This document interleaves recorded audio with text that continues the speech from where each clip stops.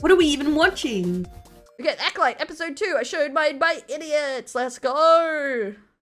Viewing the cinematic calamity that is the Acolyte is a bit like being one of those poor guys shoveling radioactive There's gonna be a couple of these coming out because I'm behind. debris off the roof at Chernobyl. You have to limit your exposure time, otherwise it's a one-way trip Will Smith's first film. Was it his first film? to Moscow After for you, rapping, comrades. Anyway, since I've taken it upon myself to document the full Lose my shit, I would be angry because there's no way they would like me. So Ew, I'd be this like, disaster. why, bro? But also, I don't think they talk about VTubers ever, so. their piece for as long as my Why? brain and liver can hold up. It's onwards and downwards with episode 2. 30 minutes of TV, which I'm relatively convinced was written by a group of chimpanzees with learning difficulties. The episode opens with strong female antagonists sneaking into a Jedi temple on generic planet number 4271. This is where she encounters token white guy who's floating in the middle of the room meditating or something. And let's just take a moment to appreciate this guy's character design, shall we? I didn't think it was possible to simultaneously look like an old man and a small child, but apparently they found a way to make it happen.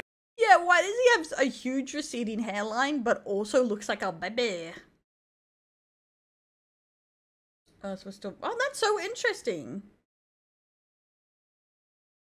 I know that one of the reaction members brought him up. Oh, that's interesting. I had no idea. I would have guessed they didn't like it because a lot of people don't like VTubers, weirdly.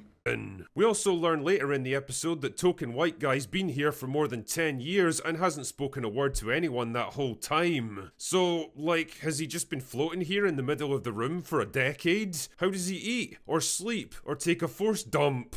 Are Jedi allowed to just abandon their responsibilities and go in the huff for 10 years with no repercussions or official punishment? Who knows? The showrunners almost certainly don't, because I'm willing to bet their thinking on this one didn't extend much beyond, wouldn't it be cool if strong female antagonist has to kill a Jedi, but he's protected by a magical bullshit force field, so Magical bullshit. I don't mind the force thing, but I would like some explanation because, you know, soul searching or the spiritualism in the force is weaved together a lot, but no explanation is kind of annoying. she has to find another way to kill him instead. Yeah, to be fair, like, most of the established lore is not canon, right? Like, all the comics, all that stuff, it's all... So anyway, strong female antagonist does her patented come at me bro routine. Attack me with all your strength. And tries to kill token white guy, but he's protected by a magical bullshit force field and Yeah, all her attacks just kind of I've bounce watched some of the Clone Wars, but yeah. Is that even canon anymore with these ones anymore, though? off him. I love how the force has gone from this subtle mystical power that gives Yeah, I don't know how they explain force conception, but force conception isn't particularly new, per se, I guess, but... I wouldn't say it doesn't make sense that people have tried force conception before. It's like, it would make sense. people some limited influence Like, the world is thousands of years old. I'm sure someone tried to do something creepy with the force. on the physical world to just full-on magic that can do whatever the script needs it to. Truly, George Lucas must It just became magic. Yeah, I would say it's like a bit like magic-y now compared to that energy. But to be fair, ever since episode 1, 2, and 3, I guess it got more magic-y. It was Anakin, but if it's happened with Anakin, it's probably happened in the past. If a world exists for thousands of years, something is going to happen more than once most of the time. must be proud of what they've done with his creation. Now, you might think that strong female antagonist would have been prepared for a contingency like this. I mean, this force field might be able to deflect knives and fists, but I'm pretty sure it's not impenetrable. I don't think it says anything about like or dislike because the force doesn't really think. Wasn't it? It was just an accidental reaction to what they were trying to do. It was an accident. It wasn't exactly like or dislike what they were trying to do because I remember reading it last time we had this discussion, but the force doesn't like or dislike anything. That is kind of the point. The force is neutral. It's how the person uses it. Oh, maybe she Because it's brought just supposed to along be life force and energy, isn't it? poison gas that could seep through the force field and choke him to death, or an explosive charge that would collapse Evil Jesus, yeah. It's all about balance the force, but it doesn't really think. temple on top of his head, It's or just, a thermal it's detonator. just a theory that the world naturally balances it bad out. If it skews too far to evil, too far to good, just like it just naturally balances itself out every time. That would vaporize everything in the vicinity. I mean, they might not be the most elegant solutions, but if you've only got one chance to kill this guy, then you'd be wise to take any opportunity that you can. But nah, instead she's just like, well, I'm out of ideas. The light side being the Force and the dark side being an inherent corruption. But isn't it even in 4, 5, and 6 they say the dark side of the Force? Don't they say it like that? The balance is light equal the balance is dark, it's balance equal light. Yeah. No matter what, they balance each other out, and one side cannot truly exist without the other, kind of thing. Because I thought they even mention in 4, 5, and 6 the Force. Because 1, 2, and 3 they definitely mention like the dark side of the Force being a balance, like the opposite to the light side of the Force.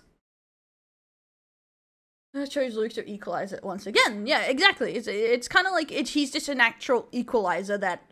But isn't it up for interpretation if the Force chooses, or if it's just the natural way of the universe that the Force balances itself onto either side, depending.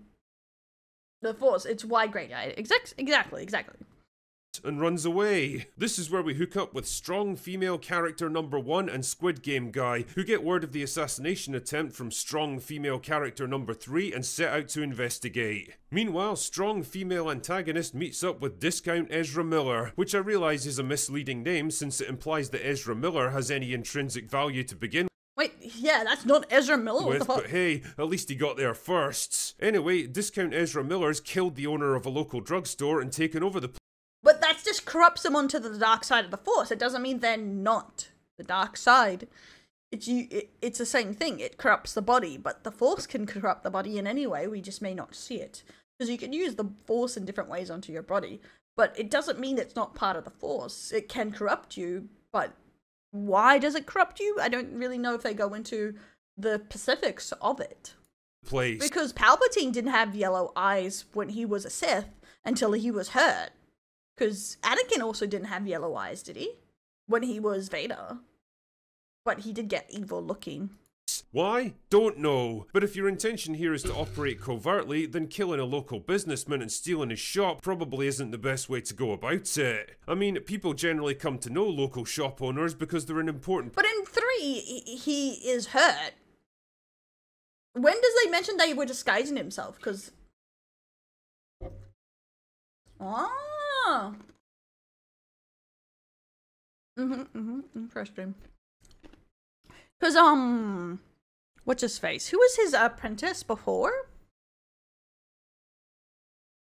Yeah, he was injured. The novella. Don't bring in non-canons into part me. of the community. But I feel like a lot of the canons contradict each other even before you go into the movies, because that is the problem with long-standing canons. Is like, I feel like they contradict each other a lot, because technically I feel like the prequels kind of contradict that novella a little bit.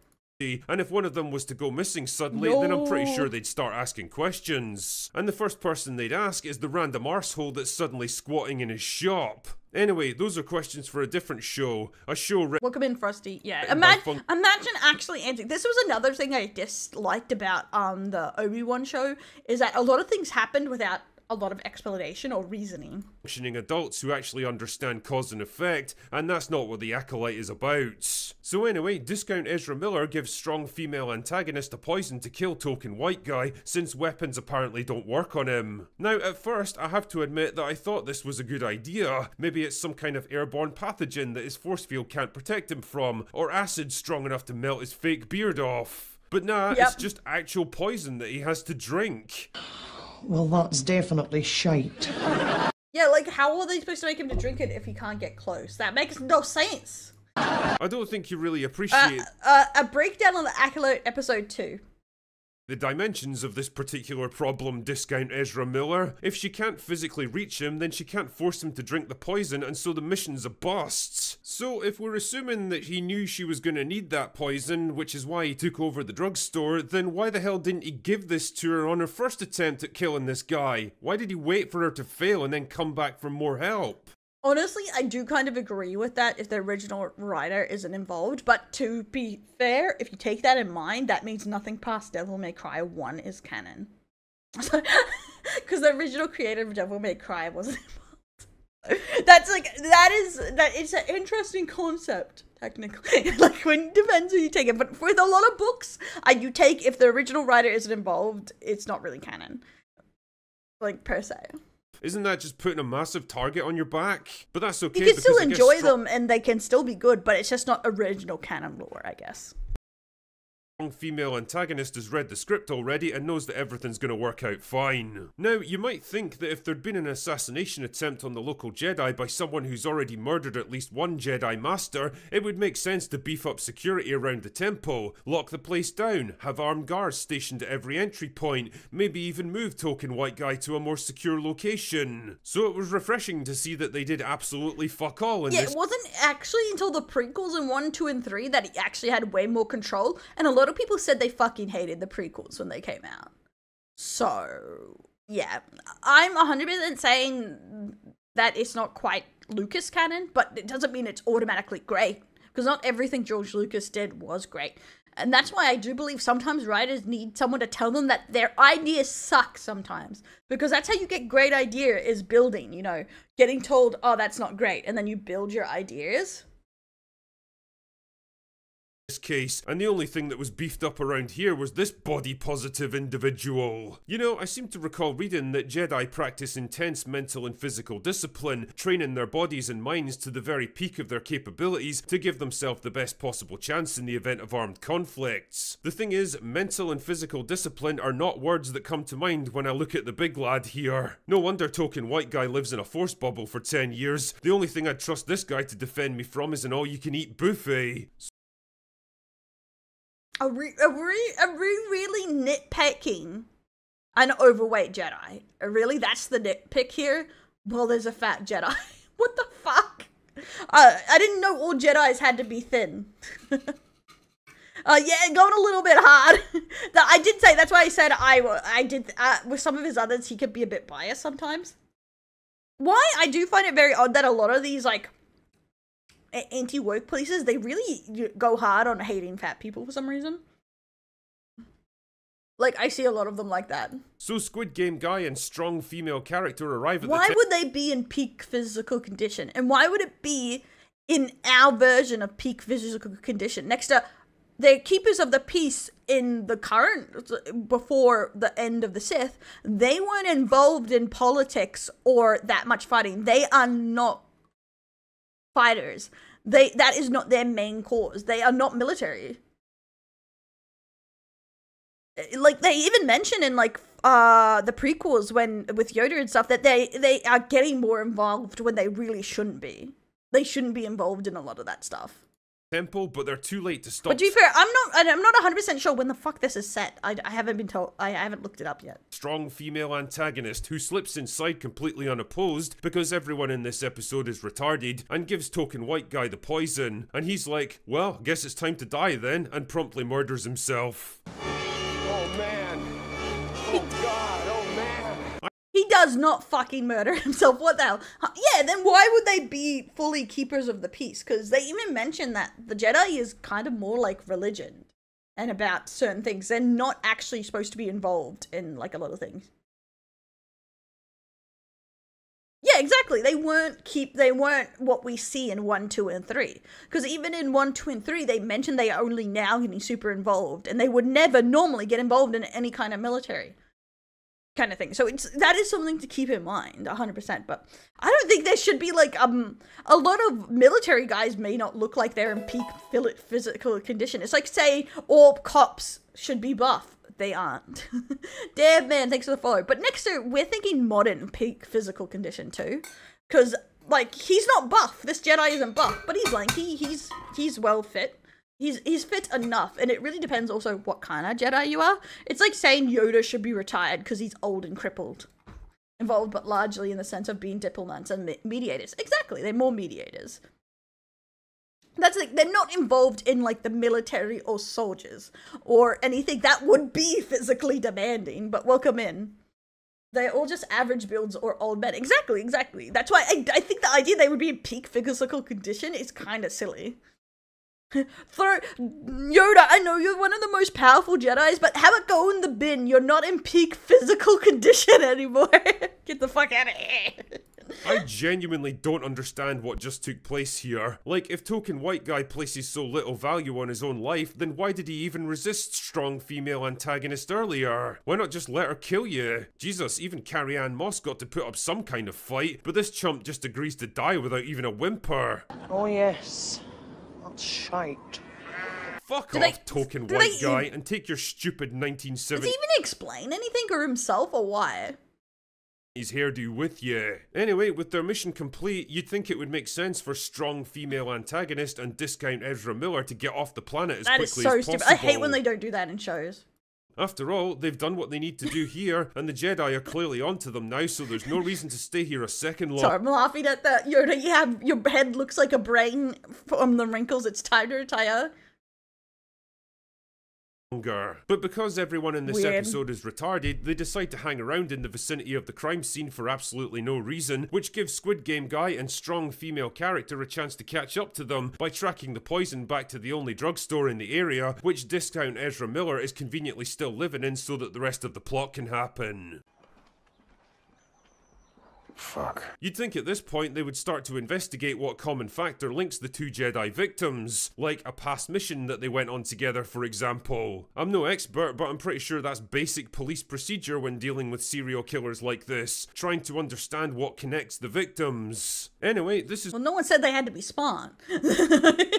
That's the thing. I would say that it's more of a point that Jedi should be educated than in peak physical condition, because there's more like philosophers and religious minds and like mediators. So I would say there should be more of a stickler on that they should be portrayed as actually educated, than more than their physical, because fighting should be last with Jedi philosophies and stuff. is when something happens which is so monumentally dumb, it makes everything else in this episode look like a Christopher Nolan movie by comparison. Strong female character decides that it's best to go into the shop posing as strong female antagonist so that she can get a confession from discount Ezra Miller about what happens. Why can't you just go in there, arrest him, and use that forced mind reading trick from the first episode to rip the information you need right out of his heads? Why are you wasting time with this ridiculous contrived bullshit? Why doesn't discount Ezra Miller immediately realise that something's up when his friend starts acting like a completely different person and ask him— See, this is the problem with when you get too many powers, and it's the same with the Jedi. Here, they're getting too many powers that you're just at the point, how does anyone outwit them when they have all these powers? Like, it's the same thing. Like, I guess they could resist, but it's all about moral stuff, because technically you see Kylo Ren do it and some other people, but like, they should have made it a Sith power if it's too OP, because a lot of the older movies did that a lot, where if a Jedi power was too OP, they was like, no, only Sith do that, bro. I can't do it because it made me too strong. Yeah, yes, it's a Jedi trick, but it didn't work on a lot of people. Yeah, that's a persuasion Jedi trick to make them do something is a lot timer than reading their fucking mind. And they also show that some people with a lot of people with stronger wills or know what's happening won't work on it. Like just like in episode 1 where he tries and like, you give it for credits, and he's like, don't use your Jedi tricks on me. And it's just the same thing that a lot of races are resistant to that trick. But the mind reading thing, you have to have like Jedi force will or some shit that they do in further ones. And that's why it's not as controlled as all the older powers. Because the mind trick always existed, but the mind reading, is like not as established as like every Jedi does it and whatnot.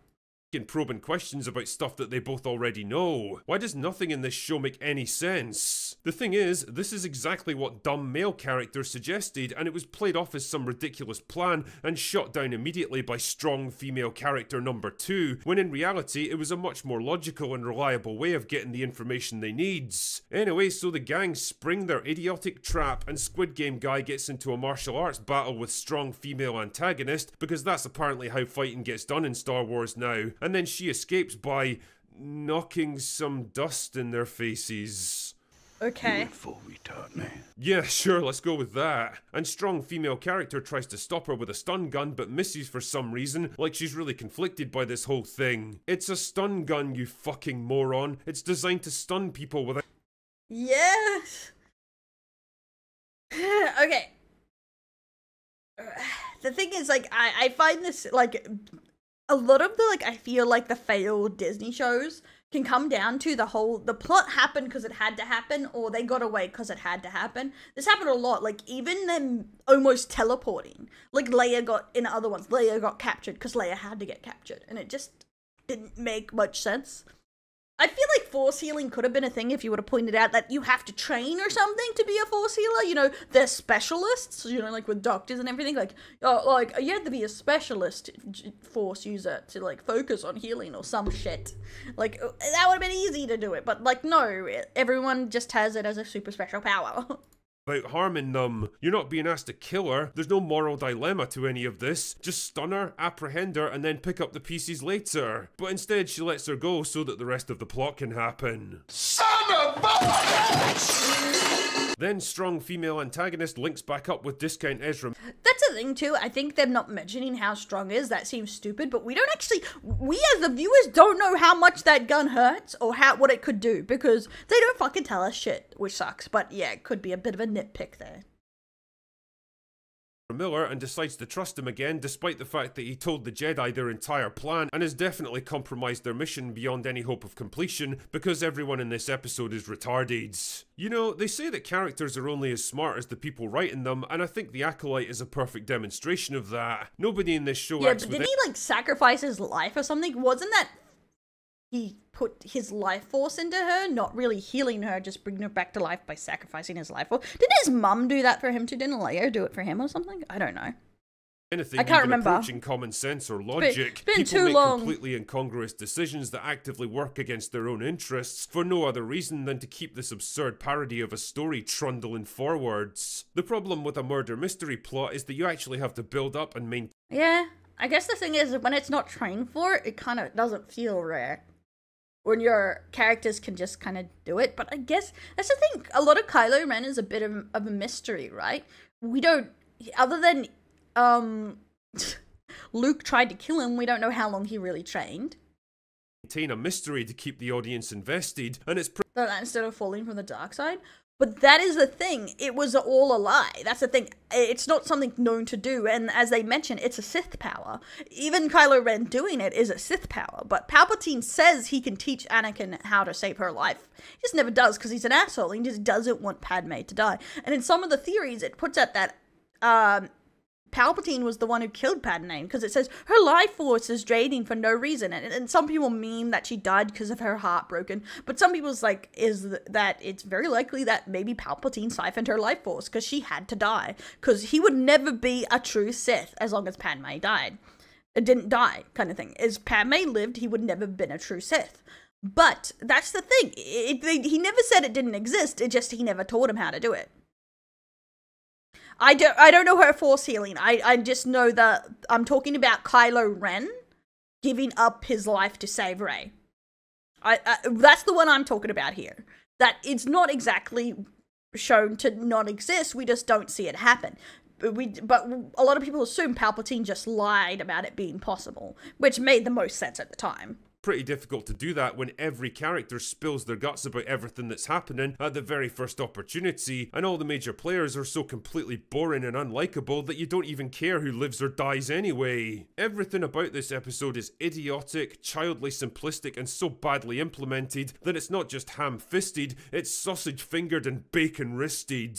It's a textbook example of people hired for their identity rather than their talent, reaching for something that's far beyond their intellectual grasp, and blowing hundreds of millions of dollars in the process. The Acolyte is a show made by idiots intended for morons, which even the most die-hard Star Wars fanboys would struggle to defend at this point.